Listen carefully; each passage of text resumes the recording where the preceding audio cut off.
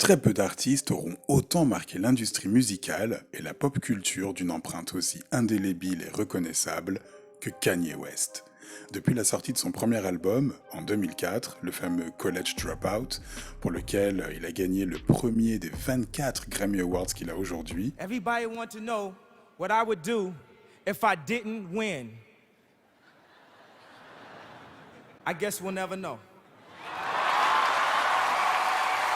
jusqu'à son tout dernier Vultures 2, sorti cet été, en passant par la création de Yeezy, sa propre marque, et ses collaborations avec Adidas et le monde de la mode, de Balmain à Balenciaga, la réalisation d'œuvres d'art et de courts-métrages, ses concerts et listening parties d'anthologie à la sortie de chaque nouvel album, son engagement public pour Dieu et pour Christ en 2019 à l'occasion de son 9e album intitulé Jesus is King, Jésus est roi, et la tenue tous les dimanches de ses fameux Sunday Services, sans oublier son mariage et ses 4 enfants avec Kim Kardashian, ou son fervent soutien au président Donald Trump élu en 2016, Kanye West fait définitivement partie des artistes les plus controversés et les plus influents de ces 20 dernières années. Mais nombreux sont ceux qui ont remarqué que depuis son divorce en 2021, Kanye est comme en roue libre. De ses déclarations choc sur les juifs dans l'industrie, à la rupture de ses contrats juteux avec les marques, en passant par ses apparitions publiques avec sa nouvelle femme, Bianca Censori, quasiment toute nue en permanence, avec laquelle d'ailleurs ils ont annoncé récemment qu'ils vont divorcer finalement, et les dernières nouvelles tombées cet été, selon lesquelles, en plus d'avoir replongé dans son addiction pour la pornographie, Kanye serait devenu littéralement accro au gaz hilarant depuis qu'il s'est fait poser une prothèse dentaire sur mesure. Bref, il semble que Kanye traverse une passe difficile au point que celui qui proclamait à qui voulait l'entendre que Jésus est roi déclare aujourd'hui avoir complètement perdu la foi. At one point, yeah, we hear, and this is all you. We hear, Jesus is king. We hear this, but that's all you. Then there's sometimes you just want to say, man, not fuck it, but you just want to say, man, this is what I'm feeling right now. Are you in that space where you're comfortable enough to say, this is where I am right now? I'm still a man of God. Jesus still is king, but this is vultures right now. This is where I am. It is, but I have my issues with Jesus. There's a lot of stuff I went through that I prayed and I didn't see Jesus show up. So I had to put my experience in this world, my experience with my children, my experience with other people, my experience with my account, my experience with my brand, and my experience with the level of music that I was dealing with in my own hands. Like a lot of times I just feel like in our society in America, people, Christians, we're depend on Jesus so much that we won't put the word in ourselves. And the main thing that really that I don't rock with is like, it's just always like, I'm gonna pray for you. And it's just like, you can actually physically do something yourself too, more than just pray. And we're so in this mentality that's all that needs to happen, but we ain't praying our way out of prison. Mm-hmm. We ain't praying our way out of the abortion clinics. We ain't praying our way to get our land back that was always ours after gentrification, after the Harlem Renaissance and Black Wall Street was burned to the ground. Them prayers ain't working. You know how many threats we've been dealt with? And I didn't pray my way through them threats either. I had to get up and do it myself. I had so much to do, I ain't had time to pray. Bonjour à tous et bienvenue dans cette nouvelle vidéo. Aujourd'hui, on va s'intéresser au cas de Kanye West. Ça fait un moment que j'avais envie de faire cette vidéo sur Kanye parce que je trouve que Kanye West nous représente tous. Je trouve qu'on est tous un petit peu comme Kanye, ou que Kanye est comme nous tous, du point de vue de la relation avec Dieu. Notre relation avec Dieu quand tout va bien, et notre relation avec Dieu quand on doit faire face à des difficultés dans la vie. Et vous allez voir dans cette vidéo qu'en fait, on est tous un peu comme Kanye, ou alors on l'a été, ou on risque de l'être. Tout dépend en fait de là où on en est dans notre relation avec Dieu. Dans cette vidéo, je ne vais pas revenir sur la carrière de Kanye, je pense qu'il y a assez de vidéos et de documentaires sur sa vie, son œuvre, ses dramas. Moi, je vais juste me focaliser sur sa vie spirituelle, sur l'exemple qu'il nous donne, en partant de cette interview que je viens de vous montrer, dans laquelle il nous a expliqué, c'est cette année en fait, qu'il a prié Dieu, il a prié Jésus, il n'a pas vu Jésus se manifester, et donc il a repris sa vie en main. En gros, maintenant, c'est lui qui est en charge de sa propre existence. Il compte plus sur la prière, il compte plus sur Jésus pour l'aider et pour vivre sa vie. Et en fait, en disant ça, en réagissant comme ça aux épreuves de la vie, Kanye nous représente tous. On est tous un peu comme Kanye. Et en même temps, parallèlement, Kanye est exactement l'exemple typique à ne pas suivre si on veut garder la foi et si on veut avoir une bonne relation avec Dieu. C'est ce qu'on va voir dans cette vidéo, donc restez jusqu'au bout parce que ça peut vous faire du bien ou vous apporter quelque chose. C'est parti. En fait, c'est plutôt facile d'avoir une bonne relation avec Dieu quand tout va bien. C'est clair que quand vous avez une bonne situation financière, ou une bonne situation professionnelle, ou une bonne situation familiale, ou que vous vivez un bel amour, une jolie situation sentimentale, quand tout va bien dans votre vie, quand vous avez la santé aussi, quand tout est carré, quand tout va bien, c'est clair que c'est facile de ressentir qu'on a une bonne relation avec Dieu. C'est facile de dire Jésus est roi, Dieu est bon, je suis chrétien, vive Dieu, vive Jésus. C'est normal parce que vous êtes béni, tout va bien, tout roule. Donc c'est simple finalement d'avoir une bonne relation avec Dieu quand tout va super bien dans votre vie. C'est quelque chose qu'on voit très bien d'ailleurs dans la vie de Kanye, c'est pour ça que je trouve qu'il est un super exemple, son cas est vraiment super intéressant, parce que justement, quand tout allait bien dans sa vie, et ça fait longtemps finalement, c'est vrai que, à part le décès de sa mère évidemment, qui a été un événement traumatique, sa carrière en fait a décollé très vite au début des années 2000, et en fait, depuis le début de sa carrière, Kanye West régulièrement nous parle de Dieu, nous parle de Jésus, et on a eu, c'était surtout en fait, même s'il avait déjà fait une chanson en 2005 qui s'appelait Jesus Walks, Jésus marche, c'est surtout en 2019, lors de la sortie de son 9e album, Jesus is King, Jésus est roi, que Kanye finalement s'est publiquement engagé pour Dieu, pour Jésus, en disant Jésus est roi à tout bout de champ, parce que justement, voilà, il était d'une certaine manière, il avait envie de parler de ça. C'était important pour lui. Il ressentait ce besoin, si vous voulez, d'afficher son christianisme, sa chrétienté. Il avait ce besoin de mettre Jésus en avant. Et il était, d'une certaine manière, au top de sa carrière, en fait. C'est-à-dire que, on ne sait pas, peut-être qu'il y avait déjà des petits problèmes dans son couple, etc. C'est possible. Mais d'une certaine manière, il était au top de sa carrière, de sa musique, de toutes ses marques. Tout allait bien. Et effectivement, ça faisait en plus plusieurs années que le thème de Jésus, de Dieu, revenait dans sa musique et dans sa façon de se positionner.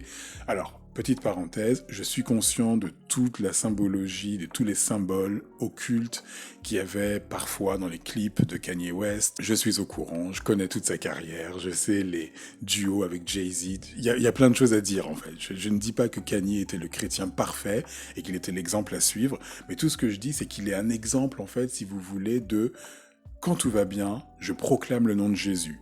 Quand tout va bien, je dis « Jésus est roi, c'est génial, suivez Jésus ». Voilà. Et en fait, c'est un exemple pour nous. C'est facile d'avoir une bonne relation avec Dieu quand tout va bien. Mais on remarque que depuis, justement, que Kanye traverse des difficultés, on n'entend plus exactement le même son de cloche. Tout ça remonte évidemment de toute façon à son divorce, en 2021, c'est clair que voilà, Kanye avait beaucoup d'espoir dans ce mariage, dans cette famille. On sait qu'il a souffert de divorcer de Kim, perdre entre guillemets ses enfants. Ensuite, là récemment, on a tous entendu parler, je pense, de ses problèmes avec l'industrie, les marques, etc., qui l'ont lâché, la rupture de son contrat avec Adidas, sa fortune personnelle qui a été divisée par 2, et apparemment, d'après Kanye, il a prié Dieu, il a appelé Jésus au secours, et personne ne lui a répondu. I have my issues with Jesus. There's a lot of stuff I went through that I prayed and I didn't see Jesus show up. Et donc, on peut dire d'une certaine manière que Kanye a perdu la foi. Il dit lui-même ne plus prier ou ne plus compter sur l'aide de Jésus quand il a des problèmes, etc. parce qu'il a déjà essayé, ça n'a pas marché, donc maintenant il reprend les choses en main. Et ça, en fait, c'est exactement comme nous, exactement comme nous quand les problèmes arrivent. Et en fait, pour être honnête avec vous, ben, je l'ai vécu. Ça m'est arrivé à moi aussi, de toute façon je suis loin d'être parfait, voilà, je crois en Dieu. Cette chaîne, c'est Dieu existe, donc je suis là pour parler du fait que Dieu existe, et voilà, ce que je dis, ça peut aider quelqu'un, donc voilà.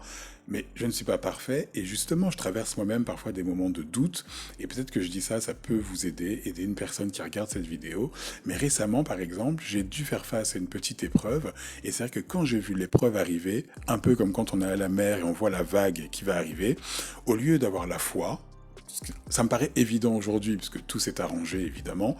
Mais au lieu d'avoir la foi de me dire, c'est bon, je vais traverser ce moment difficile, j'ai commencé finalement, un peu comme Kanye, à lâcher prise, à me dire, de toute façon, ça va pas marcher, Dieu ne va pas répondre, je suis tout seul, c'est moi seul qui dois faire face à cette épreuve. Je me suis un peu découragé, finalement. Et donc, du coup, j'ai un peu déprimé, etc. Et ce qui est très drôle, et c'est pour ça que ça a été une super leçon pour moi, et ça peut l'être aussi pour vous, c'est qu'en fait, tandis que moi je déprimais, j'avais peur, je m'inquiétais, Dieu était en train de répondre. C'est-à-dire qu'à un moment donné, évidemment, je me suis ressaisi en me disant, écoute Daniel, toi tu crois en Dieu, tu dois te ressaisir, tout va s'arranger. Et là, je passe les détails, mais je suis allé consulter mes mails, j'ai vu différentes choses, et en fait, tous les problèmes avaient été réglés, mais même au-delà de ce que je voulais, et d'une manière complètement différente à celle que j'avais pensée. Donc moi, j'ai stressé parce que j'ai pensé que le problème me prendrait, si vous voulez, de tel côté, alors qu'en fait, Dieu, lui, a agi de l'autre côté, du côté inverse, un côté auquel j'avais pas du tout pensé, évidemment. Et en fait, c'est vrai qu'aujourd'hui, je me sens ridicule d'avoir douté, je me sens ridicule d'avoir perdu la foi, momentanément, bien sûr. Je crois que ça a duré à peu près une semaine où j'ai vraiment stressé, j'étais déprimé et tout, et puis maintenant, ça va beaucoup mieux, mais... Oui, en fait, aujourd'hui je m'en veux, je me trouve ridicule, et d'ailleurs d'une certaine manière, en ayant répondu, tandis que moi j'étais inquiet, Dieu me montre que oui, j'ai été ridicule, oui, puisqu'il a agi alors que je me mettais à paniquer. C'est juste qu'il a agi en son temps et d'une manière différente. Donc il ne faut pas perdre la foi et il ne faut pas lâcher prise à la moindre difficulté. Les difficultés, on en aura toujours. On sera toujours submergé de moments compliqués, des moments difficiles, mais c'est justement dans ces moments-là qu'il faut tenir bon et qu'il faut être persuadé que Dieu va agir. C'est évident. Qu'est-ce que la foi ? La Bible nous dit que c'est la ferme assurance des choses qu'on espère. Vous espérez quelque chose et vous êtes persuadé que la chose va se produire. La ferme assurance des choses qu'on espère, une démonstration de celles qu'on ne voit pas. C'est super beau. Ça paraît complètement un oxymore, ça paraît complètement antinomique. Comment est-ce qu'on peut démontrer quelque chose qu'on ne voit pas ? Comment est-ce qu'on peut avoir une ferme assurance dans quelque chose qu'on espère ? Par définition, si on espère, c'est que c'est incertain. Ben voilà, c'est tout le paradoxe de la foi. Une ferme assurance dans ce qu'on espère. Une démonstration de ce qu'on ne voit pas. C'est ça. Et il faut garder cette force. C'est une espèce de force, en fait. Et c'est le but de la vie. On va y revenir tout à l'heure. En fait, tout ça, toute cette histoire de perdre la foi face aux problèmes, et puis même en général, ce truc de on est humain et notre foi, elle vacille un peu, elle trébuche, etc. Ça me fait penser en fait à un passage de Jésus, une parole de Jésus, dans la Bible où en fait un homme est allé le voir pour lui demander de guérir son enfant, et d'ailleurs Jésus va le faire, mais Jésus lui dit une parole qui je trouve est super marquante. Ça se trouve dans l'évangile de Jean, livre de Jean, au chapitre 4, le verset 48, où Jésus lui dit « Vous, si vous ne voyez des miracles et des prodiges, vous ne croyez pas. » Cette phrase, elle est géniale, parce que la façon dont Jésus lui dit ça, en plus, Jésus lui dit ça avant de faire le miracle, d'accord ? C'est une façon pour Jésus de dire, tu vois, vous, les humains, vous êtes des gens, si on ne vous donne pas des miracles, si on ne vous donne pas des prodiges, comme ça, vous ne croyez pas. Vous avez besoin de preuves, toujours. Vous avez toujours besoin de miracles, de prodiges, de preuves pour croire. Voilà, ça c'est typiquement vous. C'est un peu ça que Jésus lui dit dans cette parole. C'est à nous, en fait, que Jésus parle. Et c'est vrai ce qu'il dit, non ? Si on ne nous donne pas des prodiges et des miracles, on ne croit pas. C'est pour ça qu'il y a autant de gens qui sont athées. C'est pour ça qu'il y a autant de gens qui ne croient pas. S'il y avait des miracles et des prodiges en permanence, évidemment, les gens se mettraient à croire et diraient « Oh mon Dieu, c'est incroyable !» Et ils y croiraient à fond, tu vois. Mais parce que la relation avec Dieu, parce que la relation avec Jésus, elle nécessite de la foi, une ferme assurance de ce qu'on espère, eh ben les gens ne croient pas. C'est trop difficile d'avoir la foi. C'est trop difficile pour l'humain lambda de croire à quelque chose qu'il ne peut pas voir. On a besoin de voir pour croire. C'est quelque chose un peu de typique chez nous, mais Jésus nous demande de ne pas être comme ça. Et d'ailleurs, c'est super intéressant parce qu'il y a un autre passage de la vie de Jésus que je trouve génial, ça m'a toujours fasciné. C'est un passage en fait qu'on trouve, il est dit 2 fois, de manière un peu différente, mais c'est la même idée. C'est dans le livre de Matthieu, Matthieu chapitre 13, verset 58. Jésus ne fit pas beaucoup de miracles dans ce lieu à cause de leur incrédulité. C'est-à-dire que Jésus est dans une ville, et là, la Bible nous dit, donc l'évangile de Matthieu, qui nous retrace un peu son parcours, qui nous dit, dans cette ville, Jésus n'a pas pu faire de miracles parce que les gens ne croyaient pas. Et on retrouve le même truc, c'est dans le livre de Marc, le chapitre 6, les versets 5 et 6, où c'est formulé d'une façon un peu différente, et c'est excellent comment c'est dit. Il ne put faire là aucun miracle, si ce n'est qu'il imposa les mains à quelques malades et les guérit, et il s'étonnait de leur incrédulité. Moi, je trouve que ces versets sont dingues, c'est fou. Ça veut dire que c'est ultra lourd de sens. Ça veut dire que pour agir, Jésus a besoin qu'on ait la foi. Or, Jésus est Dieu, c'est le mystère de la Trinité, tout ça. Bref, Dieu donc, pour agir, Dieu a besoin qu'on ait la foi. Moins vous avez la foi, moins Dieu a envie d'agir, moins Dieu agit. C'est peut-être d'ailleurs pour ça que dans le monde, ce qu'on dit dans le monde, c'est dans la société, dans la vie en général, les gens ne croient pas trop, donc il se passe rien de surnaturel. À l'époque, je pense qu'à l'époque de Jésus, on a beaucoup d'histoires où les gens étaient possédés par des démons, Jésus arrive, il leur enlève les démons. Même une fois que Jésus était mort et ressuscité, lors de ce qu'on appelle l'église primitive, les tout premiers chrétiens, donc en 60, 70 après Jésus-Christ, même eux aussi, ils faisaient des miracles. Il se passait plein de choses, la vie était remplie de choses un peu surnaturelles, et on peut imaginer que dans l'Antiquité, à l'époque où les gens croyaient dans les divinités, dans les dieux, il se passait aussi des trucs surnaturels.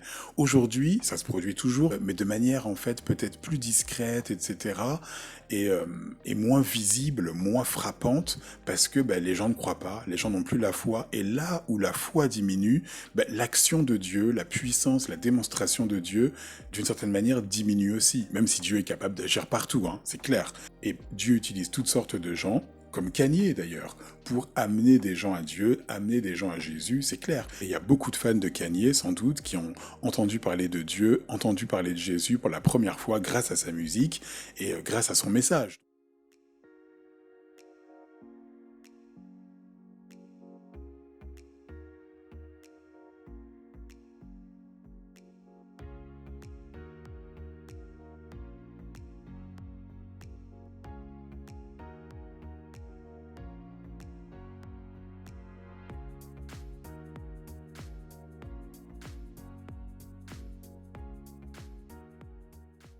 Donc Dieu utilise toutes sortes de personnes, même si la société est globalement athée, Dieu est là quand même Dieu peut se manifester partout, donc ça pas de problème. Mais le fait que la Bible nous rappelle quand même que Jésus n'a pas pu faire de miracle à cause de l'incrédulité des gens, c'est quand même super lourd de sens et ça devrait nous parler. Ça devrait nous rappeler que pour que Jésus agisse dans nos vies, il faut qu'on ait la foi.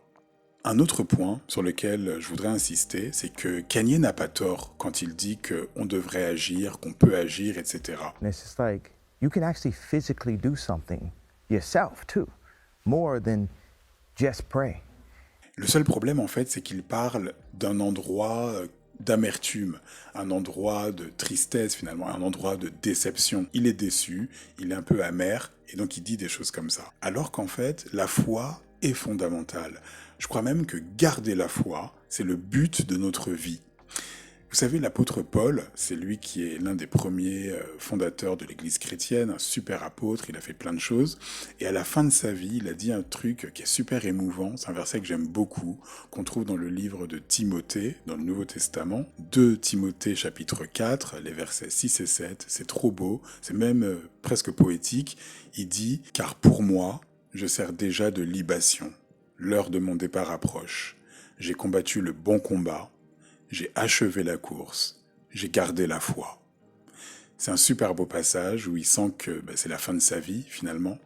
Et c'est magnifique parce qu'en fait, c'est ça. Il considère qu'il a réussi sa vie de chrétien finalement, parce qu'il a combattu le bon combat, c'est-à-dire le combat pour Dieu, le combat pour Jésus. Il a achevé la course. Il a souvent tendance à voir la vie chrétienne, la relation avec Dieu comme une course, et il a gardé la foi. Et ça, pour lui, c'est super important. Et je crois qu'en fait, c'est ce qu'on devrait pouvoir dire à la fin de notre vie. Si on devait faire un bilan de notre vie, jusqu'à maintenant, on devrait pouvoir dire, jusqu'à maintenant, j'ai gardé la foi. Même dans les épreuves, même dans les moments difficiles, j'ai gardé la foi. La foi, je crois que ce passage de l'apôtre Paul nous montre que c'est le truc le plus important dans la vie. D'ailleurs, il nous met en garde, parce que c'est le parallèle à ça, c'est que à la fin des temps, certaines personnes abandonneront la foi, justement pour écouter des doctrines, ce qu'il appelle des esprits séducteurs et des doctrines de démons. Mais c'est vrai, effectivement, à la fin des temps, les gens, en tout cas certaines personnes, abandonneront la foi. Or, la fin des temps, moi personnellement, je pense qu'on y est là. On le voit bien. Pas mal de monde abandonne la foi. En même temps que beaucoup de gens se mettent à connaître Dieu, il y a quand même un renouveau, un essor de la parole de Dieu un peu partout, sur les réseaux sociaux, partout, donc ça c'est cool. Mais d'un autre côté, c'est vrai que les gens ont tendance à abandonner la foi. On est beaucoup plus incrédule aujourd'hui qu'il y a 2000 ans et plus. Donc je pense que il faut garder en tête que la foi est la chose la plus importante dont on a besoin si jamais on va avoir une bonne relation avec Dieu. Et pour finir cette vidéo, j'aimerais qu'on réfléchisse au fait que cet exemple de Kanye West, il est hyper intéressant parce que Kanye, pour le moment, et on lui souhaite de retrouver la foi, mais il semble là avoir perdu la foi, s'être découragé en ce qui concerne la question Dieu, Jésus. Et en fait, j'ai l'impression que ce découragement vient du fait que Dieu n'a pas répondu comme il voulait. Il le dit lui-même, il a demandé à Dieu, il a prié Jésus pour plusieurs choses, et Jésus lui a pas répondu. Parce qu'en fait, je pense qu'il attendait une certaine réponse. Et j'imagine évidemment qu'il aurait aimé sauver son couple, sa famille, ne pas avoir tous ses problèmes, etc., etc. Mais en fait, on oublie quelque chose.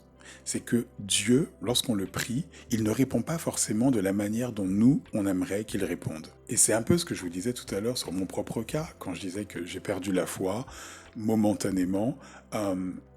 C'est effectivement parce que je voulais que Dieu agisse d'une certaine manière, et je me disais ça va pas marcher, c'est impossible, etc. Et Dieu m'a montré, avec beaucoup de subtilité, beaucoup de calme, qu'il a agi différemment, mais que ma situation s'améliore. Donc, il faut s'attendre toujours à ce que Dieu agisse pour nous, mais pas forcément de la manière dont nous, on voudrait qu'il agisse. Et souvent, on se dit, mais pourquoi Dieu est comme ça?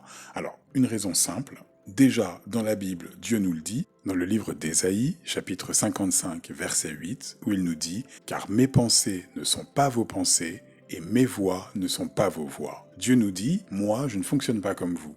Que ce soit très clair. Donc, en fait, ce qu'on oublie parfois dans nos vies, et c'est normal, on est tellement, on est humain, on veut des choses, etc. Mais on oublie en fait que le but de notre vie de chrétien, de suiveur de Jésus, de suiveur du Christ, ou de personnes qui croient en Dieu, c'est de vivre une vie dans laquelle non seulement on va parler de Dieu, on va faire connaître Dieu aux autres, mais où on va nous aussi s'améliorer. Or, pour s'améliorer, Dieu nous teste, Dieu nous met à l'épreuve, Dieu nous envoie parfois des épreuves, ou Dieu permet que des épreuves nous arrivent. Et s'il le fait, c'est justement pour tester notre foi. Dans la Bible, je ne sais plus dans quel verset c'est, mais il me semble qu'il y a un verset qui parle du fait que on est un peu éprouvé, comme quand vous passez de l'or dans le feu. Vous voyez ce que je veux dire? Pour purifier le métal, etc. On le passe dans le feu et tout.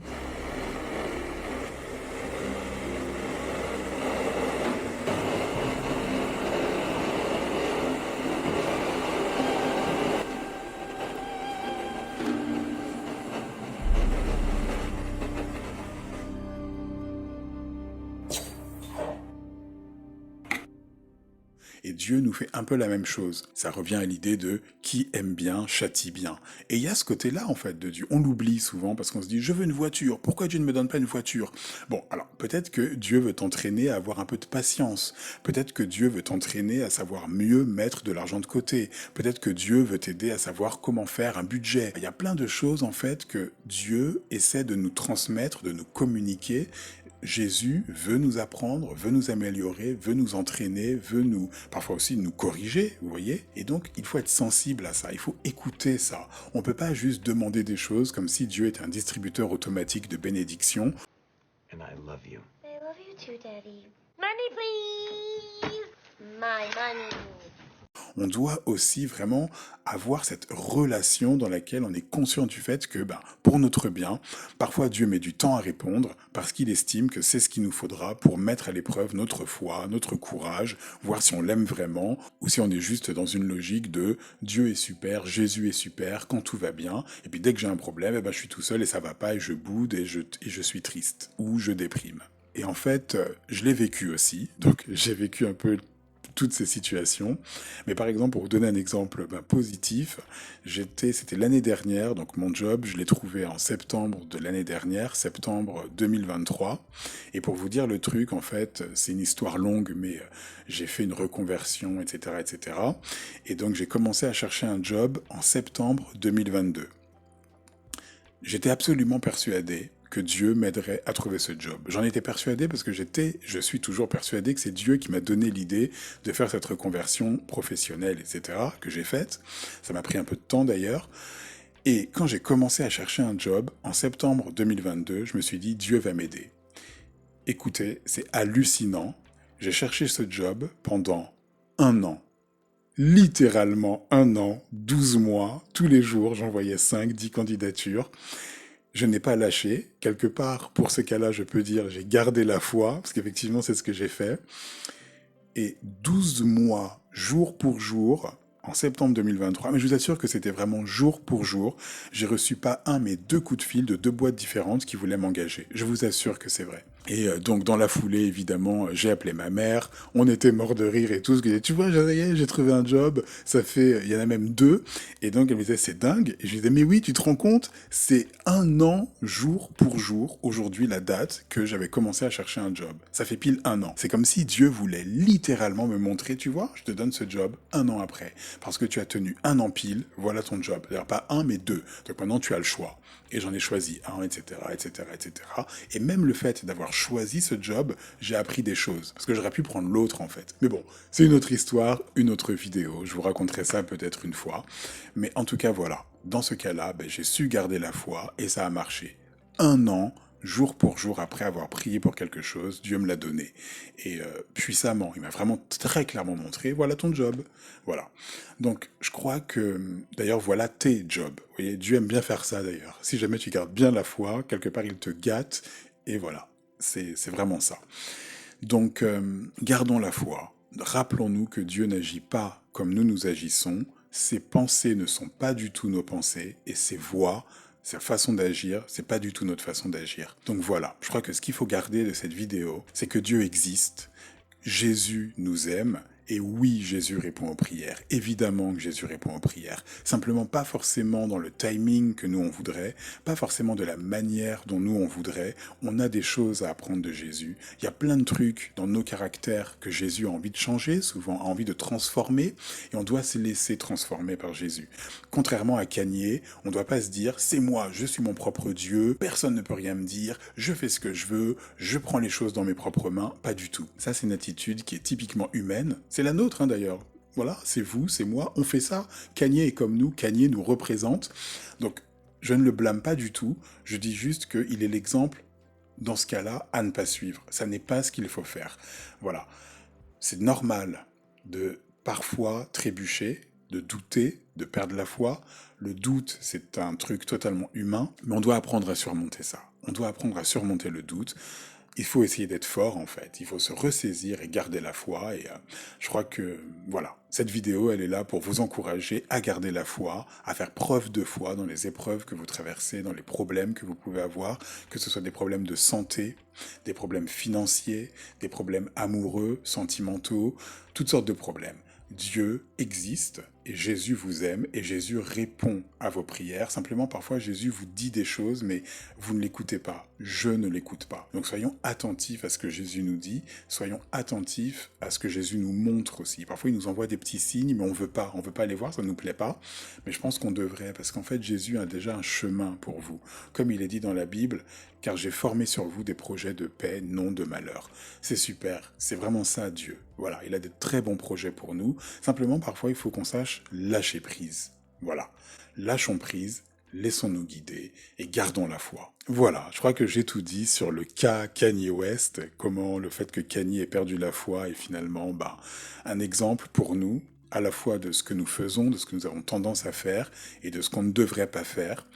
On souhaite à Kanye un bon rétablissement spirituel. Je vous le souhaite aussi, je nous le souhaite, un bon rétablissement spirituel ou une bonne continuation spirituelle si déjà tout va bien pour vous. Voilà, donc si vous avez des commentaires, n'hésitez pas à les écrire, ça fait toujours plaisir de vous lire. Likez la vidéo, partagez-la, abonnez-vous, parce que je vois que souvent les gens regardent mes vidéos mais ne s'abonnent pas. Bien sûr que oui, abonnez-vous s'il vous plaît, merci.